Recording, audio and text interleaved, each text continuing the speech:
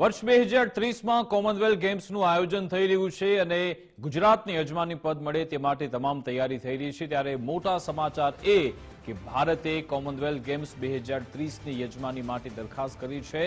લંડનમાં કોમનવેલ્થ સ્પોર્ટને પ્રતિનિધિ મંડળે પ્રસ્તાવ પણ સોંપ્યો છે। રમતગમત મંત્રી હર્ષભાઈ સંઘવીની આગેવાનીમાં પ્રતિનિધિ મંડળે આ પ્રસ્તાવ સોંપ્યો છે। કોમનવેલ્થ ગેમ્સ 2030ના યજમાન શહેર તરીકે અમદાવાદની જાહેરાત નેશનલ સ્પોર્ટ્સ ડે પર કોમનવેલ્થ ગેમ્સ માટે દરખાસ્ત કરવામાં આવી છે। ભારતે કોમનવેલ્થ ગેમ્સ 2030ની યજમાની માટે દરખાસ્ત કરી છે। યુવા સાંસ્કૃતિક વિભાગના અગ્ર સચિવ અશ્વિની કુમાર સહિત ડેલિગેશન લંડનના પ્રવાસે છે। ઇન્ડિયન ઓલિમ્પિકના અધ્યક્ષ પીટી ઉષા પણ લંડનના પ્રવાસે છે।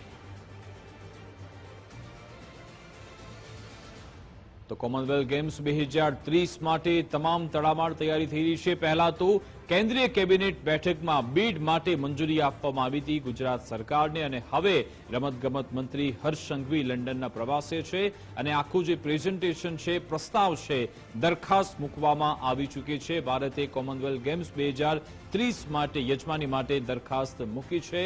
રમતગમત મંત્રી હર્ષ સંઘવીની આગેવાનીમાં પ્રતિનિધિ મંડળ લંડન પહોંચ્યું છે, જ્યાં આ પ્રસ્તાવ આપવામાં આવ્યો છે।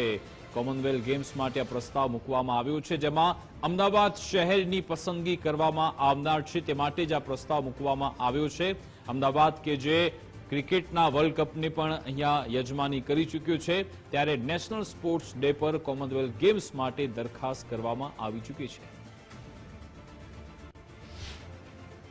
देश के लोकप्रिय प्रधानमंत्री आदरणीय श्री नरेंद्र भाई मोदी जी के मार्गदर्शन में पिछले सप्ताह भारत सरकार की कैबिनेट द्वारा कॉमनवेल्थ गेम्स 2030 को जो परवानगी मिली, उसके तुरंत बाद आज गुजरात सरकार एवं भारत सरकार के प्रतिनिधियों के साथ मिलकर एक कॉमनवेल्थ 2030 अहमदाबाद के लिए आज ऑफिशियल बिड कॉमनवेल्थ प्रेसिडेंट को प्रस्तुत की गई है।